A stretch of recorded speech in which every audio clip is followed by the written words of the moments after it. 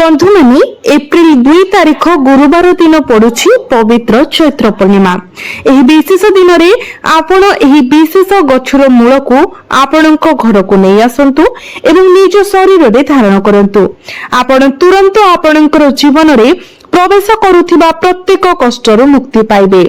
बंधु मैंने शास्त्र रे कहा जायछि जे एही निर्दिष्ट गछर मूल रे पवित्र त्रिमूर्ति ब्रह्मा विष्णु एवं महेशंकर वासस्थान भावरे कार्य करे। यह विश्वास करा जाए जे समग्र ब्रह्मांड एही असाधारण गछर मूल मध्य रे घेरी रहिछि। सेथिपाई आमे आपनको अनुरोध करूछु, जदि आपण एही दुर्लभ एवं शुभ चैत्र पूर्णिमा दिन एही विशेष गछर चेर नै आसुछंती एवं निजर शरीर रे धारण करूछंती, तेबे यह केवल आपणकर मुक्ति एवं सफलता सुनिश्चित करबा पई यथेष्ट हेबो। आपण पवित्र त्रिमूर्ति ब्रह्मा विष्णु एवं महेश्वरଙ୍କ आशीर्वाद पाइबे। एहा परे भाग्य मध्य आपणको धनी हेबारु रोकी परिबो नाही एवं आपण जीवन रे आसुथिबा समस्त प्रकारर समस्या मध्य मुक्ति पाइबे। यह आर्थिक असुविधा, पारिवारिक समस्या, आपणकर चाकरी किंबा व्यवसाय किंबा आपणकर स्वास्थ्य सहित जड़ित हो, एही प्रत्येक समस्या आपणकर आखि सामना रे अदृश्य पाइबे। याको सहज रे किपरि पाइबे, प्रकृत गछ को किपरि सठिक भाबरे चिन्हट करिवे एवं सबुठारु गुरुत्वपूर्ण याको घर को आनिबा समय केउ सतर्कता अवलंबन करिवे ताहा आमे स्पष्ट भाबरे बुझाइबो। किंतु ता पूर्वरु आपण माने वीडियो टी को लाइक करी चैनल टी को सब्सक्राइब करि दियंतु एवं कमेंट बॉक्स रे भक्ति एवं श्रद्धार सहित जय मां लक्ष्मी निश्चय लिखंतु। बंधु माने एही गछ एते चमत्कार जे स्वयं भगवान श्री कृष्ण मध्य एहार प्रशंसा गान करिसंती। अतीत जुगर प्राचीन काल रे एहार विशाल महिमा सहित गभीर भाबरे परिचित थिले। फलस्वरूप जोठारे सेमाने एही चमत्कार गछ देखुथिले सेमाने एहाको सेमानंकर श्रद्धापूर्ण नमस्कार करिबाकू केबे भी पछ घुंचा देउनथिले।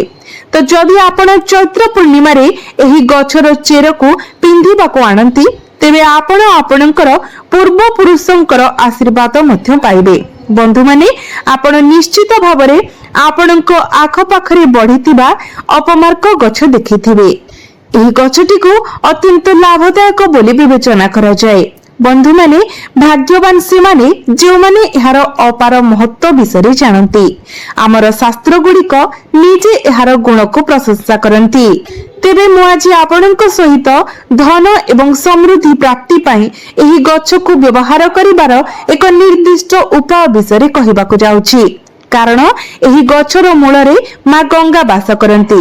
जेतेबेले कि ब्रह्मा विष्णु एवं महेश्वर कर दिव्य उपस्थिति एहार पत्र डाल एवं फल रे थाए।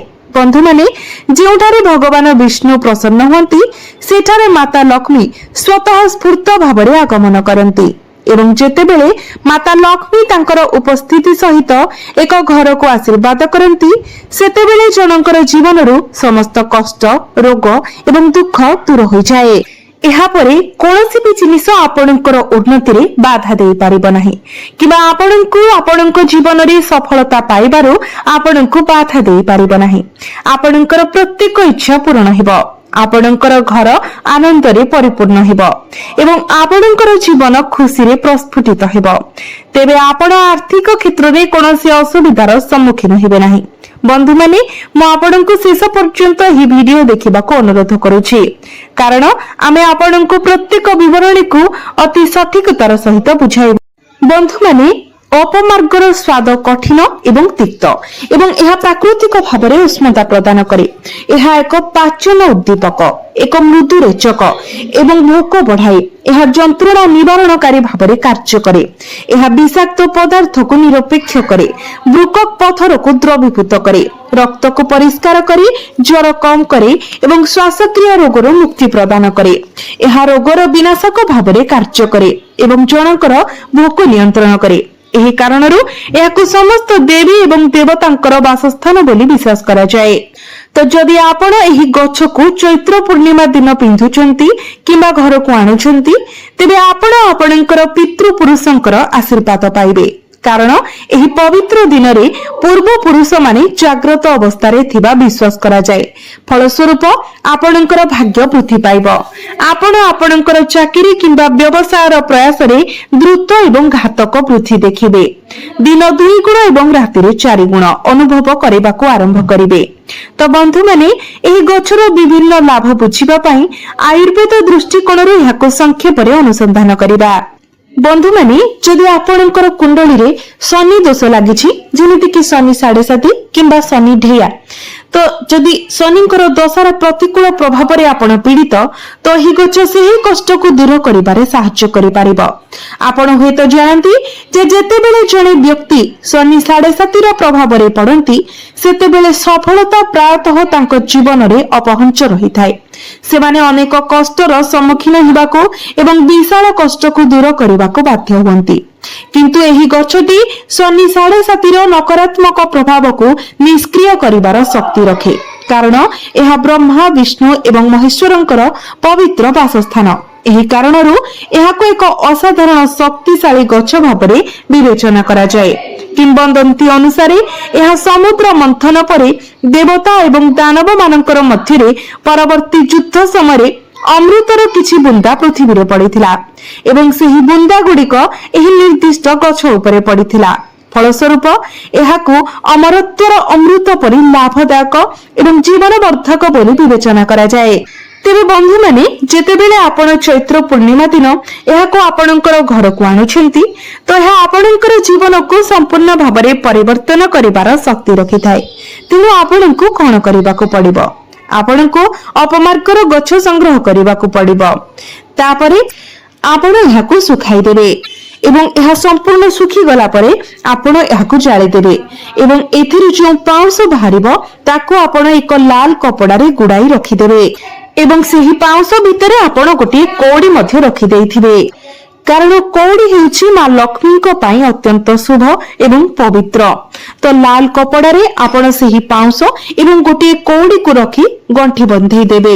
ତାପରେ ଆପଣ ଗୋଟିଏ ଛୋଟ ତମ୍ବାର ପାତ୍ର କିମ୍ବା ମାଟି ପାତ୍ର ନିଅନ୍ତୁ ଏବଂ ତା ଭିତରେ ସେହି ପୁଟୁଳିକୁ ଆପଣ ରଖିଦିଅନ୍ତୁ ଏବଂ ତାକୁ ଆପଣ ଆଉ ଗୋଟିଏ ଲାଲ କପଡ଼ାରେ ଘୋଡ଼ାଇକି ବାନ୍ଧି ଦିଅନ୍ତୁ। ତାପରେ ତାକୁ ନେଇକି ଆପଣ ମା ଲକ୍ଷ୍ମୀ ଏବଂ ଭଗବାନ ବିଷ୍ଣୁଙ୍କ ସମ୍ମୁଖରେ ରଖନ୍ତୁ ଏବଂ ତାପରେ ଓಂ ନମୋ ଭଗବତେ ବାସୁଦେବା ନମ ଏହି ମନ୍ତ୍ରକୁ ଆପଣ 121 ଥର ଜପ କରନ୍ତୁ ଏବଂ ତାପରେ ମା ଲକ୍ଷ୍ମୀ ଏବଂ ଭଗବାନ ବିଷ୍ଣୁଙ୍କୁ ଆପଣ ନମସ୍କାର କରନ୍ତୁ। ଆପଣଙ୍କର ସମ୍ପୂର୍ଣ୍ଣ ହୃଦୟ ଏବଂ ଆତ୍ମା ସହିତ ଆପଣଙ୍କର ଶ୍ରଦ୍ଧା ଅର୍ପଣ କରନ୍ତୁ। ସମସ୍ତ ଦେବାଦେବୀଙ୍କୁ ସମ୍ମାନ ଅର୍ପଣ କରନ୍ତୁ। ଆପଣ ଈଶ୍ୱରଙ୍କ ନିକଟରେ ପ୍ରାର୍ଥନା କରି କୁହନ୍ତୁ, ହେ ପ୍ରଭୁ, ହେ ପରମେଶ୍ୱର, ମୁଁ ମୋ ଜୀବନରେ କରିଥିବା ଯେକୌଣସି ଭୁଲ କୁ ଆପଣ କ୍ଷମା କରନ୍ତୁ। ଜାଣତରେ କିମ୍ବା ଅଜାଣତରେ ମୁଁ ଯାହା କରିଛି ସେଥିପାଇଁ ମୋତେ କ୍ଷମା କରନ୍ତୁ। ମୋର ଜୀବନକୁ ଭଲ ମାର୍ଗରେ ଆପଣ ପରିବର୍ତ୍ତନ କରନ୍ତୁ। ମୋର ଜୀବନରୁ ସମସ୍ତ ଅସୁବିଧା ଏବଂ କଷ୍ଟ ଦୂର କରନ୍ତୁ। ମୋର ଆର୍ଥିକ ସମସ୍ୟାର ସମାଧାନ କରନ୍ତୁ। ଏହାପରେ ଆପଣଙ୍କର ଜୀବନରେ ଯାହା ବି କିଛି ଅସୁବିଧା ଅଛି କିମ୍ବା ଆପଣଙ୍କର ଯେଉଁ ମନସ୍କାମନା ରହିଛି, ଇଚ୍ଛା ରହିଛି, ତାହା ଭଗବାନ ବିଷ୍ଣୁ ଏବଂ ମା ଲକ୍ଷ୍ମୀଙ୍କ ନିକଟରେ ପ୍ରକାଶ କରନ୍ତୁ। ଦେଖିବେ ଆପଣଙ୍କ ଜୀବନରେ ଥିବା ଅସୁବିଧା ଗୁଡ଼ିକ ଧୀରେ ଧୀରେ ଦୂର ହେବା ଆରମ୍ଭ ହେବ। ଏହି ଅଭ୍ୟାସରେ ଏକ ବିଶେଷ ଗୁରୁତ୍ୱପୂର୍ଣ୍ଣ ଦିଗ ହେଉଛି ଯେ ଯାହା ଉପରେ ଭଗବାନ ବିଷ୍ଣୁ ତାଙ୍କର କୃପା ପ୍ରଦାନ କରନ୍ତି, ସେମାନଙ୍କ ପାଇଁ ଉଭୟ ଅସ୍ତିତ୍ୱର କ୍ଷେତ୍ର ଉନ୍ନତ ହୁଏ, ଅର୍ଥାତ୍ ଏହି ପାର୍ଥିବ ଜୀବନ ଏବଂ ପରଲୋକ ଉଭୟ ଉନ୍ନତ ହୁଏ। ଏହି ଜଗତରେ ତୁମେ ମା ଲକ୍ଷ୍ମୀଙ୍କର ଆଶୀର୍ବାଦ ପ୍ରାପ୍ତି କର, ଯାହା ଦ୍ୱାରା ତୁମର ଭୌତିକ ଜୀବନ ବୃଦ୍ଧି ପାଏ ଏବଂ ପରଲୋକରେ ତୁମେ ବୈକୁଣ୍ଠ ଧାମରେ ପ୍ରବେଶ କର। ଯେହେତୁ ଏହି ଗଭୀର ଲାଭ ଭଗବାନ ବିଷ୍ଣୁଙ୍କ କୃପାରୁ ପ୍ରାପ୍ତ ହୁଏ, ଏହି ଆଧ୍ୟାତ୍ମିକ ପ୍ରତିକାର ଅସାଧାରଣ ଭାବରେ ଶକ୍ତିଶାଳୀ। ତ ନିଶ୍ଚିତ ଭାବରେ ଚୈତ୍ର ପୂର୍ଣ୍ଣିମା ଦିନ ଆପଣ ଏହି ଉପାୟଟିକୁ କରନ୍ତୁ। ଆପଣ ଦେଖିବେ କେତେ ମାତ୍ରାରେ ଆପଣଙ୍କୁ ଲାଭ ପ୍ରାପ୍ତି ହେବ। ମନେ ରଖନ୍ତୁ, ଏହି ଯେଉଁ ଚୈତ୍ର ପୂର୍ଣ୍ଣିମାଟି ପଡୁଛି ତାହା ଗୁରୁବାରରେ ପଡୁଛି ଏବଂ ଗୁରୁବାରଟି ହିଁ ବିଶେଷ କରି ମା ଲକ୍ଷ୍ମୀ ଏବଂ ଭଗବାନ ବିଷ୍ଣୁଙ୍କୁ ସମର୍ପିତ। ତେଣୁ ଏହା ଆପଣଙ୍କୁ ସବୁଠାରୁ ଅଧିକ ଲାଭଦାୟକ ଫଳ ପ୍ରଦାନ କରିବ। ଏପରି ଏକ ସୁବର୍ଣ୍ଣ ସୁଯୋଗକୁ ଆପଣ ହାତଛଡ଼ା ହେବାକୁ ଦିଅନ୍ତୁ ନାହିଁ। जदि कौनसी व्यक्ति व्यवसाय रे बारंबार क्षति सहूचंती तेबे अपमार्ग गछर मूल को पवित्र गंगा जल रे शुद्ध करी निजर व्यवसाय स्थान रे टांगी देबा द्वारा शत्रु मानकर कुदृष्टि रो सुरक्षा मिलिथाय एवं व्यवसाय को अभिवृद्धि हुए। जो माने विशेष भाव रे क्यारियर रो उन्नति चाहती से माने निजर कर्म क्षेत्र रे अपमार्गर काठरू तैयारी गोटे छोट यंत्र रखिबा उचित। एही प्रतिकार व्यक्तिर प्रतिष्ठा वृद्धि करिबारे सहाय्य करे एवं सेमानंकु सेमानंकर वरिष्ठ अधिकारींक समर्थन पाइबारे सहाय्य करे। अपमार्ग गछर आउ एक गुप्त प्रयोग हेछि एहार आपण जो मंजी रहिछि ताकू आपण जदि पेसी दियंती अर्थात गुंड करि दियंती एवं एहाकू हळदी सहित मिसाई मां लक्ष्मी को अर्पण करंती। एहा करिबा द्वारा मां लक्ष्मी प्रसन्न होंती जहा द्वारा आपणक जीवन रे धन एवं समृद्धिर प्रवाह हुए। जदि जणे व्यक्ति ऋण द्वारा अत्यंत कष्ट पाउछंती तेरे सेमाने चैत्र पूर्णिमा राति रे एक अपमार्ग गछर मूल को सोरिष तेल रे बुड़ाई कला कपड़ा रे बांधी निज तकिया तले रखी सोइबा उचित। परदिन एहाको आपण प्रवाहित जल रे एही कपड़ा सहित प्रवाहित करि दियंतु। आपण शीघ्र ही समस्त ऋणरू मुक्ति पाई जिवे। अपमार्ग गछ सह जड़ित अनेक रहस्य अछि जहा साधारण व्यक्ति पई अजଣା रही पारे, तथापि सठिक पद्धति व्यवहार कले एही उपाय गुड़िक निसंदेह रे चमत्कार फल प्रदान करे। अपमार्ग गछर व्यवहार केवल धन अर्जन को सहज करिथाए ताहा नुहे बरं सुख शांति एवं समृद्धि को बजाय रखिबारे मध्य सहाय्य करे।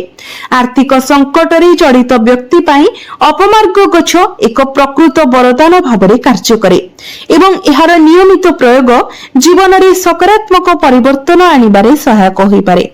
तेणु अपमार्ग गछर प्रत्येक अंश गोटिए किंबा अन्य भावरे धन सुख एवं समृद्धि हासिल पाई एक उपचार भावरे उपयोगी प्रमाणित। तो बंधु माने एही चैत्र पूर्णिमार पवित्र दिन रे आपण अपमार्गर एही उपाय निश्चित भावरे पालन करंतु।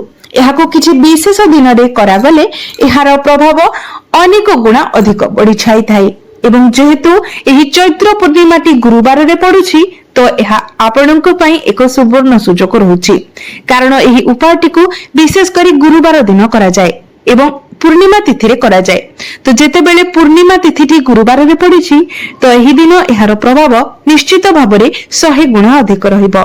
तो एपरि सुजोग को आपण हातरु जीवाको दियंतु नाही एवं निश्चित भाबरे एहाको आपणक जीवन रे शामिल करंतु एवं एहार चमत्कार लाभ मध्य आपण निज जीवन रे देखिबाको पाइबे। तो बंधु माने मोर ही वीडियोटी जदि आपण माननकु भलो लागि थाए तेबे वीडियोटी को लाइक करी चैनल टी को सब्सक्राइब करी देबे एवं कमेंट बॉक्स रे भक्ति एवं श्रद्धार सहित जय श्री विष्णु जय मां लक्ष्मी निश्चय लिखिबे।